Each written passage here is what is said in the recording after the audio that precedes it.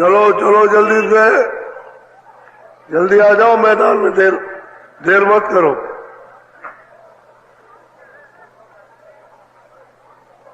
चलो चलो समय होने वाला।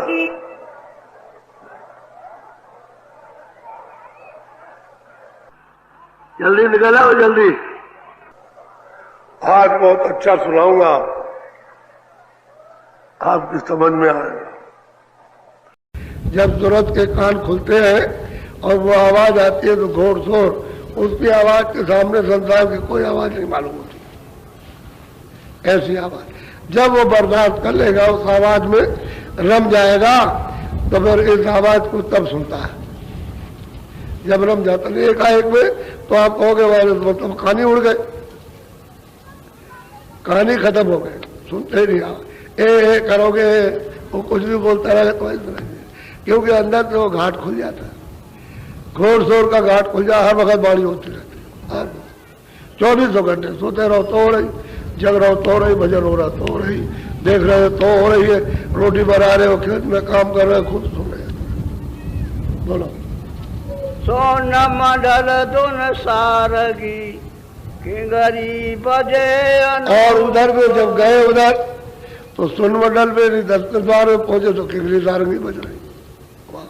वो तो उनके मुख से ही बजते हैं, और सारे उनके ब्रह्मांड में जो पार ब्रह्मांड होते हैं सब जगह बज रही, एक रस, लेकिन वो पुरुष के द्वारा बज रही, और सब जुड़ते उसी के रूप में, शब्द ही के रूप में, सब बजा रहे हैं, उसी का शब्द ही का रूप हो जाती है।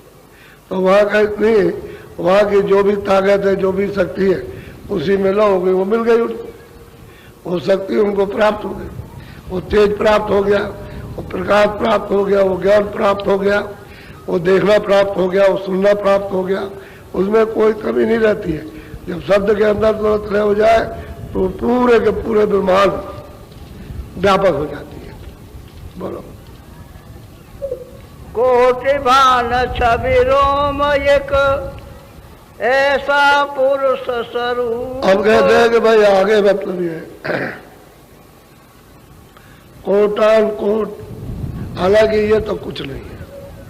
कहते हैं कि भाई मतलब है कि उसकी ऐसी छवि है, सोम पुरुष की ऐसी छवि है कि वो इन सब से सुंदर है, अद्भुत रूप है उसका, अब क्या वर्णन किया जाए।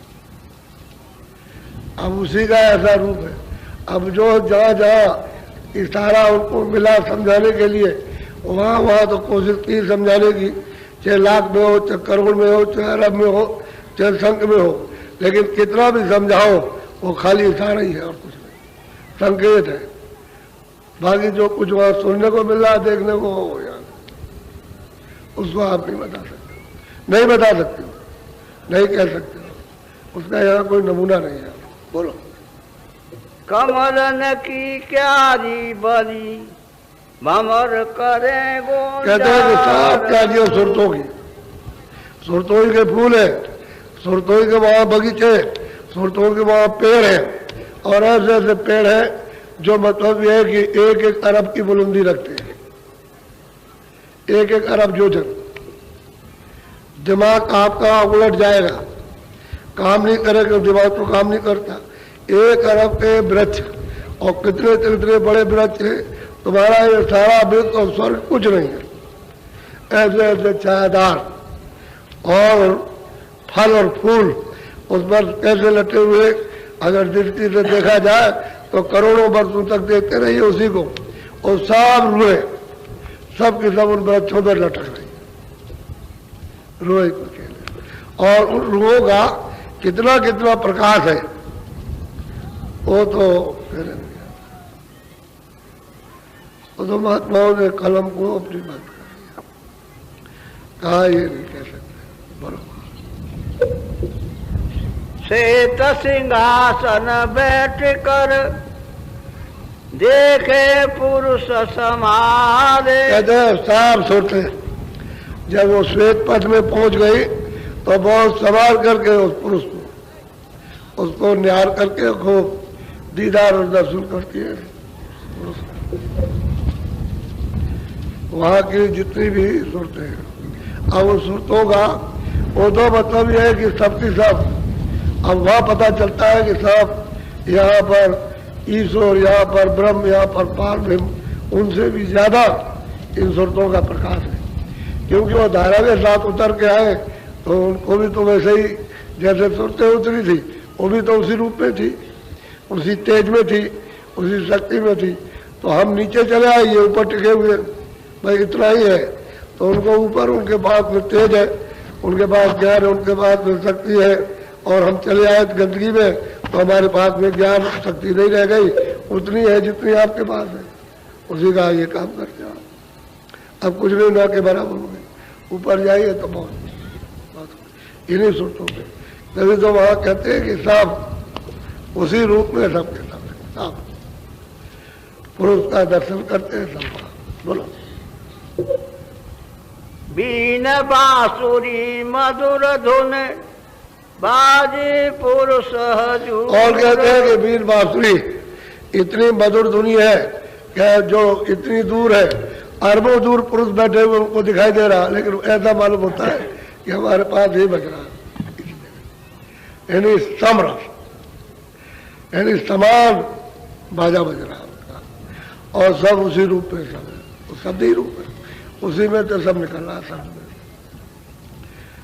सब हाजिर हजूर दर्शन हो रहे। अब भाई तुम्हारी आंख उतनी रह गई ना, अभी देख सकते हो 2 मील का 4 मील का आप देख सकते हो, और थोड़ा सा ये सामने का, और आंख खराब होने लगे तो नहीं देख सकते हो। अब वहां तो कोई पर्दा है नहीं है, तो वहां अरबों मील का दिखाई दे, अरबों योजन का दिखाई देता, अरबों योजन नीचे, अरबों योजन ऊपर, दाएं और बाएं यानी चौतरफ दिखाई देता है, क्योंकि कोई पर्दा तो है नहीं। जब सूरज की आंख कितना तेज है, सूरज की आंख में कितना तेज है, कितना प्रकाश है उसकी आंख में, ये तो भाई पता चलता है। कहते हैं कि भाई तो सामने हजूर का दर्शन, दीदार दर्शन होता है। बोलो। सुन सुने हंसा मगन होए पिए अमीर समूह। कहते हैं मूल उसका जो भोजन था अमृत पीता, अमृत का वो सागरी है, कहते हैं वो अमृत पीते रहते हैं। अब ये जो है, ये तो पानी तो अमृत नहीं है, ये तो पानी है, जल, पृथ्वी, वायु, आकाश है, वहां है सत्या। अमृत के देश में पहुंच गए आप, अमृत के सागर में, तो अमर हो गए। अमृत पीती सब की बात बोलो। रंग महल सतगुरु का शोभा यज्ञमय। सत्पुरुष का जो सतलोक में रंग महल बना हुआ है, उसकी कौन महिमा कर सकेगा।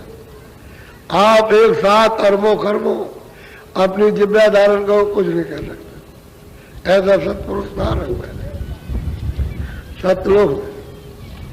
अभी इसको अभी आप तो कहते हो वहाँ दिल्ली में बहुत अच्छा बना, नहीं वहाँ नहीं, इतना मुंबई में वहाँ भी अच्छा, रोजाना अच्छा है। अरे वो रंग महल सत्पुरुष का है, जिस खजाने से हम सब लोग यहाँ भेजे गए हैं। अरे उस मतलब ये महल का कैसा होगा, तो यहाँ आप सजावट करते करते कहते बहुत अच्छा, कुछ नहीं, वो तो अच्छा ही अच्छा है, सुंदर है, क्या उसके ऊपर अगम है जिसकी कोई गम नहीं है। बोलो। हंस जहाँ आनंद करें देखे विमल बहार। जितने भी सुरतें रहती है सब श्वेत रूप में, सब कहते हैं सब अद्भुत अद्भुत विमल तमाशा उज्जवल, सब आनंद लेते रहते, करते रहते, दर्शन करते रहते, निस्वतंत्र है। वहां किसी तरह का कोई रोक टोक कोई बंधन नहीं है। सबसे न काल है, न जाल है, न खौफ, न मरना, न जन्मना, न ये न वो, कोई ये झंझट झगड़ा वहां नहीं है। न मृतलोक का, न स्वर्ग का, न वैकुंठ का, न ब्रह्मांड का, न ईश्वर का, न ब्रह्म का, न पादम का, न महाकाल, किसी का भी कोई झगड़ा नहीं हुआ। विमल उज्जवल कहते हैं, आनंद लेते हैं। लेकिन कहा यही से, इसी मनुष्य शरीर से बैठ कर घंटे संग की आवाज को पहले बताया, इसी आवाज को आखिर में पकड़ करके उतरे और यहाँ बैठ गए। जब कर्मों का नियम नहीं बना था तो यहाँ घंटा घड़ियाल सब बज रहे थे और सूरज उसको बराबर सुन रही थी, पकड़ के चढ़ जाती थी, उतर जाती थी। उस वक्त में कोई बात नहीं थी। वो तो बाद में जब गंदगी जब आप करने लगे, अधिकार दे दिया, पाप उनकी गंदगी जब जमा होने लगी, तब ये बात हो गई। तब घंटा और शंख की आवाज छूट गई। अब फिर निर्भरता से ला करके पकड़ लो, फिर चढ़ दो अपने घर में, फिर समझो घाटी में बज रही और बिना इस आवाज को पकड़े घंटे शंख की ऊपर नहीं जा सकते। इसको पकड़ोगे तब से जल कमल, वहां पहुंच के ईश्वर का दर्शन और ऊपर की मृदंग की आवाज, बादलों की गरज, वो जब आप पकड़ोगे तो ब्रह्म का दर्शन, और ऊपर में किंगरी सारंगी जब उपावाज को पकड़ोगे तो पार ब्रह्म का। इसी तरह से एक स्थान से दूसरे से सुनते चलो, पकड़ के चढ़ते चलो, तब आप अपने घर में जाओगे। ऐसे नहीं जा सकते। आने का तरीका और जाने का तरीका, आने का रास्ता, जाने एक ही रास्ता। ये तुम्हारी इंद्रियों के बाहर अभी को रास्ता, अंधेरे के इधर चले गए, अंधेरे में इधर चले गए, उधर चले गए, कोई इधर चला गया, कोई कहता है इधर चले चलो, कुछ उधर एक ही रास्ता, एक ही रास्ता जाने का। वो महात्माओं के मालूम है, नहीं तो तुमको कुछ पता नहीं चलेगा। बोलो। अब यारत पूरन भई। अब वो सुरत कहती है जिसको गुरु महाराज ने कृपा करके पहुंचा दिया, कहते अब आरत पूरा हो गई। ये मतलब पूरी हो गई, पूरा स्थान पा लिया, पूरे दर्शन किए, हजूर के दर्शन पूरे किए, साहब के दर्शन। उनको साहब भी कहते हैं, उनको हजूर भी कहते हैं, उनको मालिक भी कहते हैं, सतपुरुष भी कहते हैं, सब वहीं से आए। और फिर ऊपर जब जाना है तब तो उन्हीं के बल से तो भेज देते आप, वो तो फिर अपना बल देकर उनको इजाजत है, क्योंकि उसमें तीनों में उनका रूप है, अनादि पुरुष का। तो जाओ, उनका रूप देख लिया, हो जाओ वहाँ, उसमें कोई बनावट नहीं है, हाजिर हजूर है, इसलिए वो सतपुरुष है, सबसे अलग। बोलो।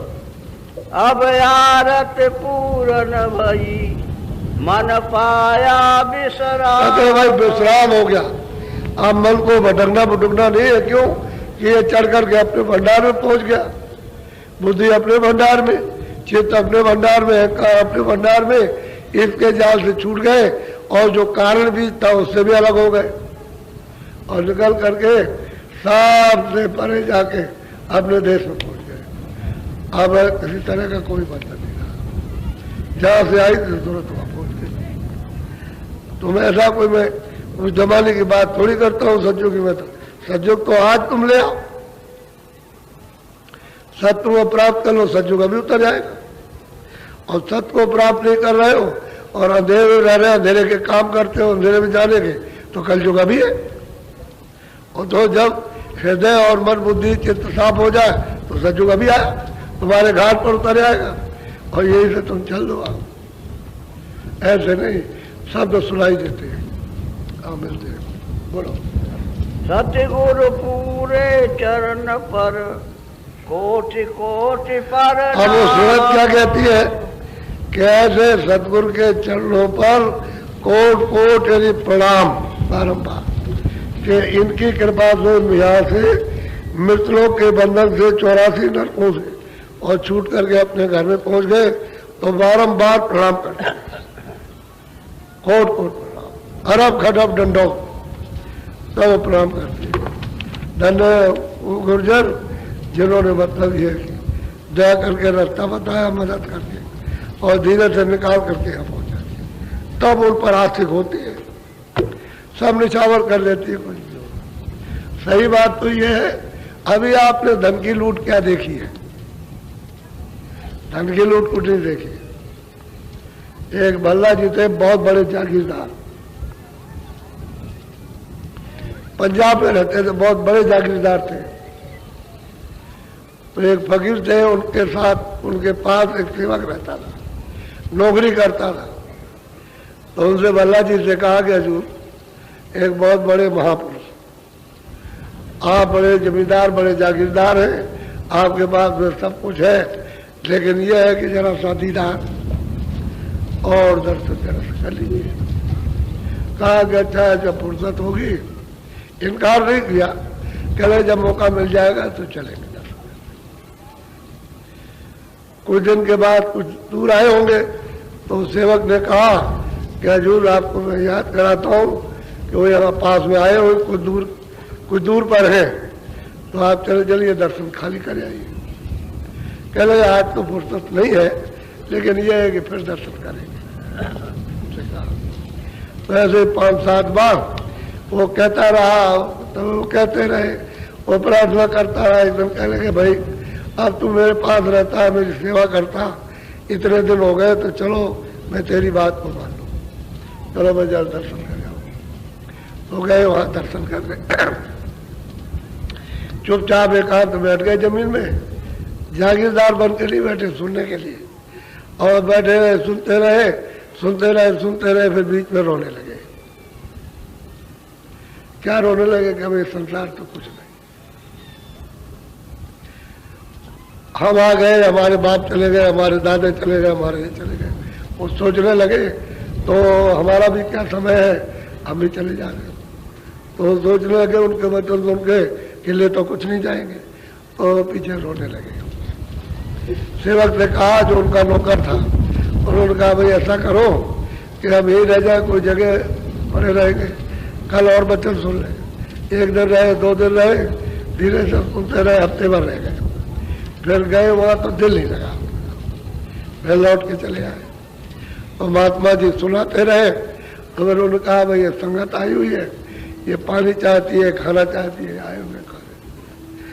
तो फिर वो गए, इंतजाम करके उस संगत का आटा, जो कुछ भी दाल चावल सब संगत को खिला रहे। उनका हो गया प्रेम, बहुत ज्यादा प्रेम हो गया।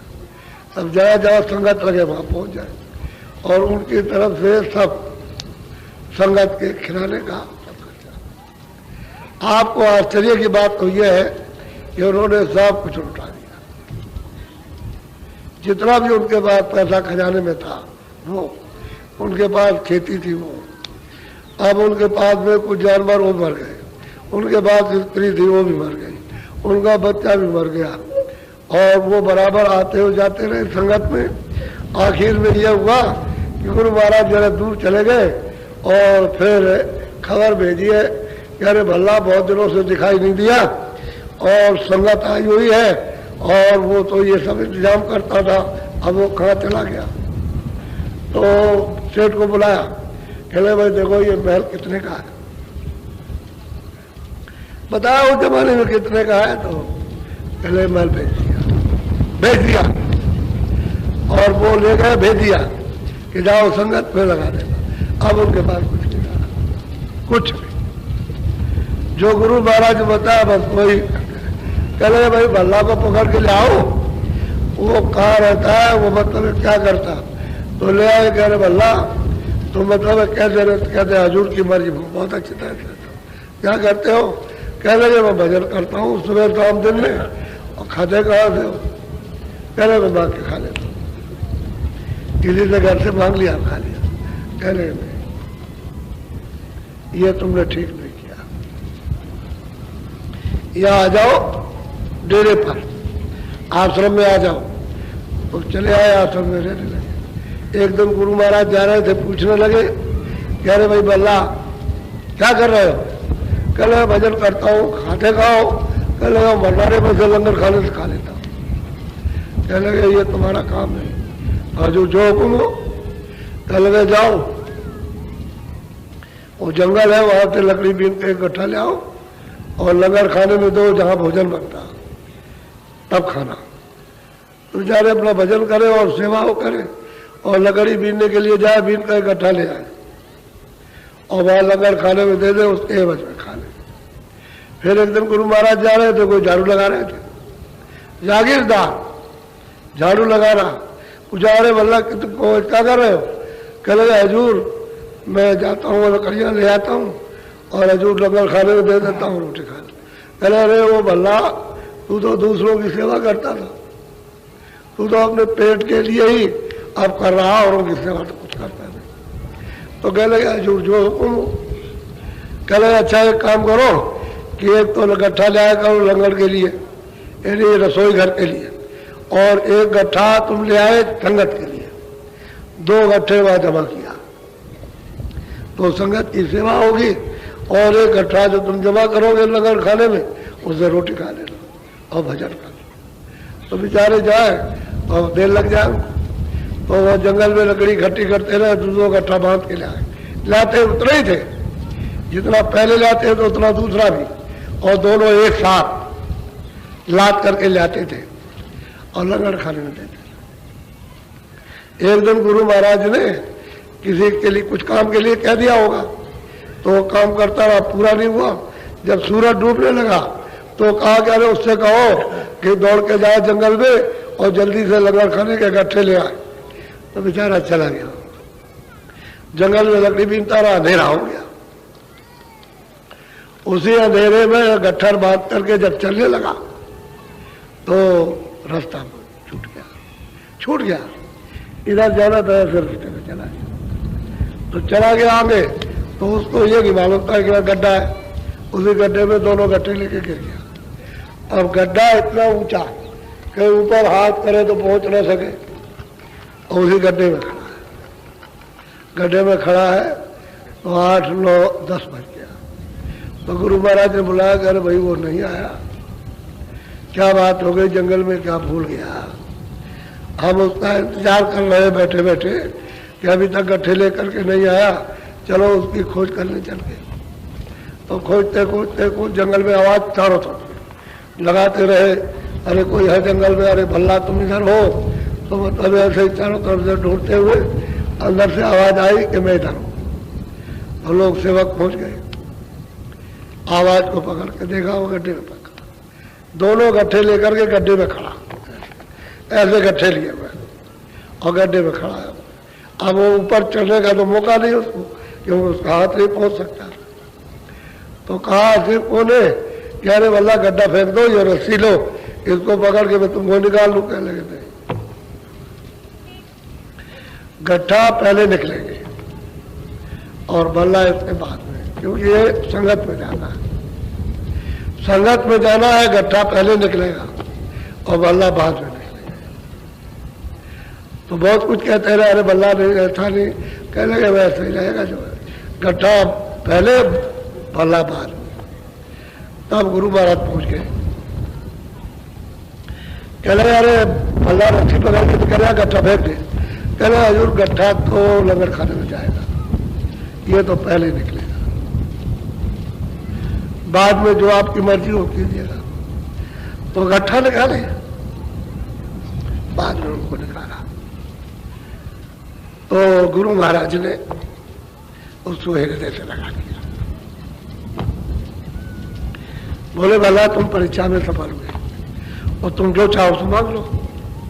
कहले अरे हजूर मुझे कुछ नहीं चाहिए, मैंने तो उसको ले लिया है जो सब कुछ देता है, मुझे कुछ नहीं चाहिए। मैंने तो देने वाले को ले लिया, यदि गुरु महाराज जो सबको देते मैंने उन्हीं को ले लिया, मुझे कुछ नहीं चाहिए। इतनी प्रार्थना जरूर करूंगा कि भला से जो आपने परीक्षा ली है, ऐसी परीक्षा किसी से लीजिएगा नहीं। ये कलयुग है, कोई टिक नहीं सकता, सब के सब भाग जाएंगे। तब उन्होंने कहा कि जाओ ऐसी परीक्षा हमने ली जाएगी। ऐसे ऐसे आसिक कि सबको निजावत कर दे, कुछ नहीं करते, तन को नहीं समझते धन क्या चीज, मैल क्या चीज है, जमीन और बच्चे क्या चीज, इसी को नहीं समझते, इसके चिथड़े उतारना चाहते, कुछ नहीं। अब वही बल्ला कि जीते जी उसने मालिक को प्राप्त कर लिया। जब गुरु को ले लिया, जब उनको ही खरीद लिया, तो क्या किसी कोई मांगेगा? कृपा हो गई, दया हो गई। वो तो दया तो उसके ऊपर हो ही रही थी, लेकिन सबको ये सबक सिखाना था, सबके सामने कि ऐसा होना चाहिए। ऐसे महात्मा के सामने बहुत ऐसे भक्तों के इन्हीं शास्त्र वर्ष के अंदर काशी में जो पंडित बौद्धर्मा, उनका भी ऐसे, उन्होंने भी इसी तरह से वो धन को धन नहीं समझा। लोग कह रहे हैं तुम नास्तिक हो गए, तुम ये हो गए, कुछ नहीं, और उन्हीं के सामने रहते हुए उस मालिक को प्राप्त कर लिया। और उन्होंने जो जो देखा सब उन्होंने लिखा, कि मैंने ये देखा, मैं उस स्थान पे पहुंचा, ईश्वर का दर्शन किया, ये दर्शन किया, विमानों को देखा, उस विमान को देखा, और पार विमान में गया और पार विमान को देखा, उसके देखा, और अमर पद में और सतपद में गया, वहां सब कुछ वर्णन किया। सब कुछ खत्म करो तो मालिक मिल जाता है। अभी भागे रहोगे अभी तो धीरे धीरे धीरे धीरे धीरे धीरे, इसलिए सेवा पर जोर दिया जाता है।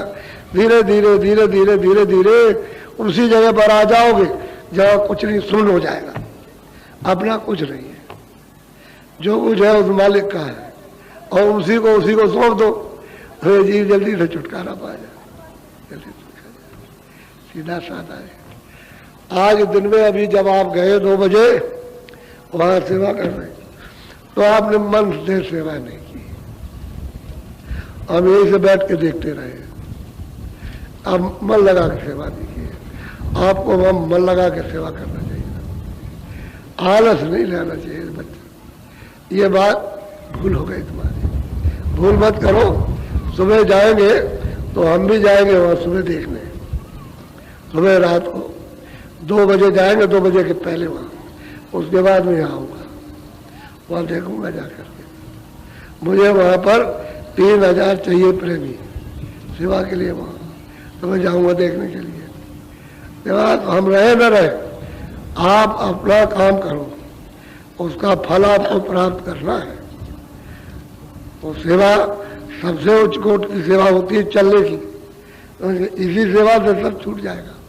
सब घर द्वार दोस्त मित्र जितने भी है सब वीरान, सब मतलब ये है कि अभाव और श्रद्धा रहोगे उसी के बीच में, कुछ नहीं अपना, तुम्हारे है कुछ नहीं है, अपना या कुछ नहीं है, तभी सब छोड़ के चल पड़ोगे, पकड़े रहोगे तो जगत अंधकार स्वरूप है, ये यही तुमको बांध के ढके रहेगा और तुम खुल नहीं सकते हो इससे। ये ऐसा उसका फैला हुआ जाल है, इस जाल से सब छोड़ना है और यहाँ से निकल चलो, कुछ मत छोड़ो, सब छोड़ दो। रहो घर में, मकान तुम्हारा नहीं, उन सब में रहो सब, और तुम्हारा नहीं है, छोड़ के चलना। जब घाट पे बैठो तो छोड़ दो, बस फिर देखो आप, तब तमाशा देखने को मिलता है।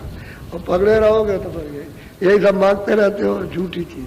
यदि कि भाई अंदर जल्दी से हमारी सूरत, हमारा मन बुद्धि साफ हो, जल्दी से अंदर चले और दर्शन दीदार करें, अंदर निकल के देखें। और उधर खुले हुए लोग, उधर कोई बंद नहीं है, उधर खुले हुए, अपनी अपनी रचना में सब खुले। जब उधर लिंग रचना में तो खुले हुए, उसके बाहर नहीं जा सकते, यही से जाओगे। इस शरीर से को छोड़ो और उसमें जाओ तो उस शरीर से उसको भी छोड़ दो, लेकिन रहोगे इसी में, सीधे यही आना और यही से सीधे वापस जाना, सबको छोड़ते हुए परे हो जाओ, आते रहो फिर जाते रहो।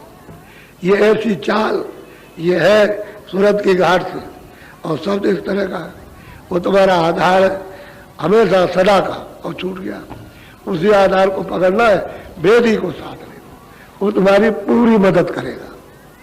वेदी साथ नहीं करेगा। अब ये किसको सुनाया, अब कोई लेने वाला हो तो उसको मतलब है कि सुनाया और दिया जाए, लेते ही नहीं, संसार बात, झूठी चीज, ये झूठी मांगते हो झूठी चीज को, तो फिर वो तुम्हारे लिए दुखदाई हो जाती है, फिर उसमें फंस जाते हो और भूल जाते हो। तो फिर क्यों ऐसा करते हो, उसमें रहो, तुम्हारे पास वो भी रहे और कुछ नहीं है,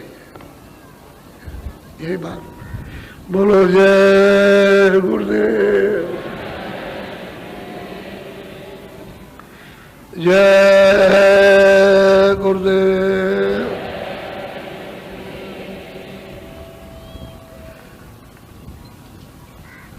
अब आपसे भजन कराऊंगा,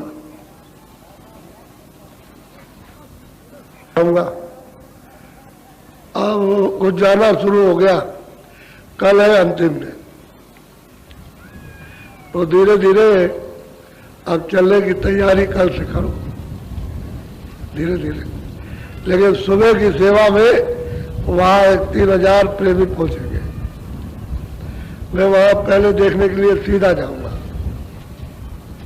और वहां देखूंगा, और फिर यहाँ आऊँगा।